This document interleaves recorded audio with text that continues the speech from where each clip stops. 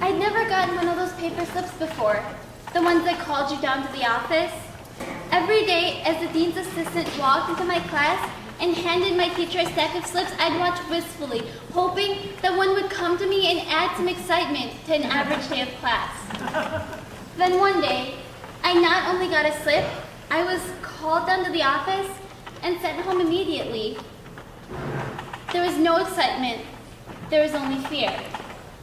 I had no reason to feel this way, no information, but the minute I heard the panic on my mom's voice on the phone, I knew that something had happened to my grandfather. My grandfather had heart disease for 20 years, but I had no idea because I'd grown up watching him move about constantly. No matter how often we asked him to take a seat, he refused. He was always in charge. He was so strong mentally that it fooled us into believing he was strong physically too. And while he had his fair share of 2-day stays in the hospital, a cardiac arrest was something I should have seen coming, but didn't. Now, he's lying in a hospital and barely breathing, and I'm walking through life on my tiptoes, unsure of what my next step will be. Every morning I wake up, and I don't know whether I'll drive my car to school or rush to the hospital to wait endlessly for news. I don't even know what I'll wake up to anymore. A good morning or a goodbye. I feel the tension. I feel it pull the strings of my everyday existence, knowing at any minute that the puppeteer God could wreak havoc in my life, could yank me out of place and throw me into an alternate play of nurses, hospitals, and ventilators. Here I am, trapped in a room with 30 other people and the remnants of last night's Chinese takeout. Here we've been waiting and sleeping and eating the past 3 days. Then out of nowhere, sirens start to shriek, "Code blue! Code blue!" And as they call it our room number, room 527, desperation settles in. And I'm rushing and panicking. I don't know whether to pray or cry or scream. My Nana's the one having his 3rd cardiac arrest, but it feels like my heart's frozen as I watch through the glass. Doctors and nurses rushing in, calling out words and phrases I don't understand. 20 minutes.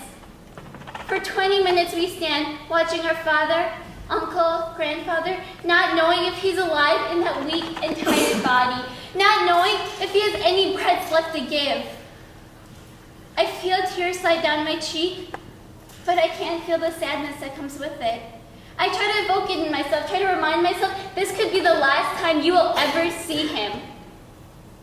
But what comes next isn't sorrow. It's guilt. Guilt that I didn't go visit him last night.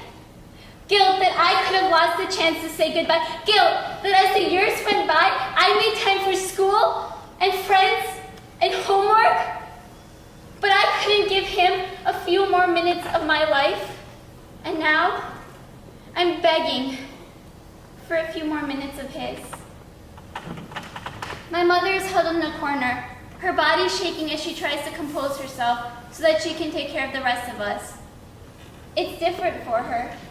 She understands the words, she understands the odds, while the rest of us have nothing to do but pray and hope and wish. She has to accept the reality of medicine, the consequences of being a doctor. But I don't understand, and I feel alone and empty and lost. 20 minutes. For 20 minutes, I hear nothing, I feel nothing. Like a statue, I am cold and mute. And then, as the doctor walks in and tells me he's alive, just barely, it's like color comes flooding back into the screen of my life. And I feel everything I couldn't in the last 20 minutes in a matter of seconds. But most of all, I feel relieved. Relieved and grateful that God gave him one more chance. It's late at night, but we're all here crowded in this hospital room because we need to hear the sound of the ventilator breathing for my Nana. We need to watch his chest move up and down with each breath.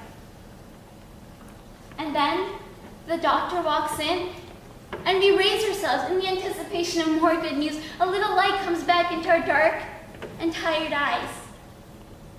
But what comes next pushes us to the floor. His kidneys failed.